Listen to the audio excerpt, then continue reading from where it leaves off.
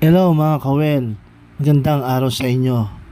So guys, for today's video, galing kami ng tripping dyan sa may Florida Blanca, dito sa Pampanga. So guys, napadaan ako dito sa Porac Road. Lumabas ako ng OG Road para mabilis papuntang San Fernando. So guys, may nakita akong malaking usok sa bandang right. So guys, dito share ko lang yung videos na to para maging aware po tayo kasi sobrang init ng panahon ngayon guys. So mag-ingat-ingat po tayo. So alam po natin pag sobrang init, kadalasan po nangyayari na may pagsunog. So guys, sa mga napapadaan po dito, guys, ingat po tayo kasi dyan wala po tayong makikita. Mas mainam po na mag-hazard po tayo para nakikita po tayo ng mga kasunod po natin sa sakyan.